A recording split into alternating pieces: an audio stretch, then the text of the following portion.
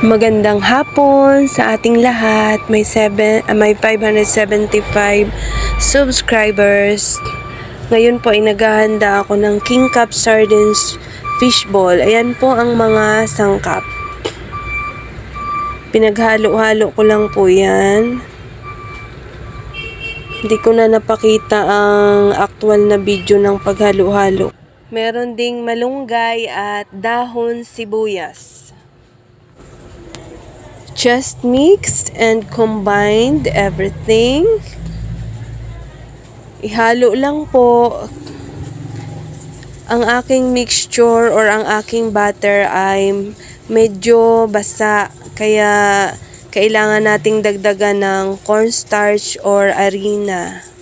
Ayan po, dinagdagan ko siya. In-estimate ko na lang. Makikita nyo naman.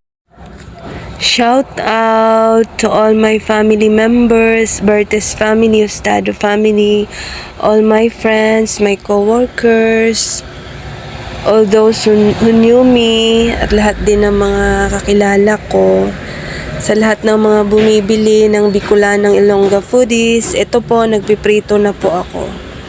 Ayan, flat po ang itsura niya. Yan lang po, and then continue to fry. Salain natin at lagyan ng paper towel ang plate na lalagyan. Ayan po, nag-testing na ako. Taste test. Pangkonsumo lang naman po namin ito at dito sa kung sino ang may gusto. Ayan po, masarap siya. Partner ng ginawa ko ding sauce.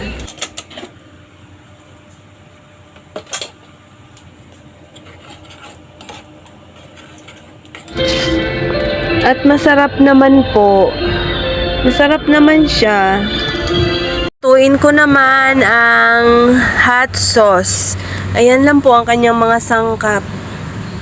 Ketchup, cornstarch, ang kalahati ng chicken cubes na ginamit ko kanina sa fishball. Tapos ayan, may sili, sibuyas, bawang, at tubig. Paghalo-haluin lang, asukal, may asukal at toyo at ang Norna liquid seasoning. Just mix. Hahaluin po mabuti na naka-off muna ang apoy niyan.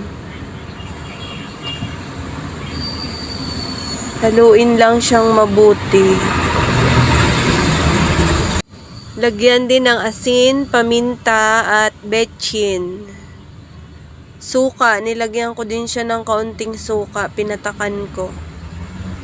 Ayan, haluin lang.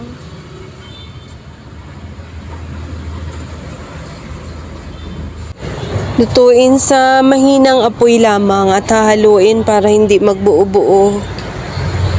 Mga hanggang 5 minuto lang luto na yan.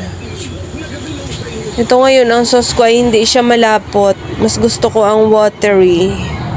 Ayan po, okay na yan. Ready na po ang sauce. Ayan na ang prinitong kamoting kahoy at gabi, and then ang sardines fishball at ang sauce.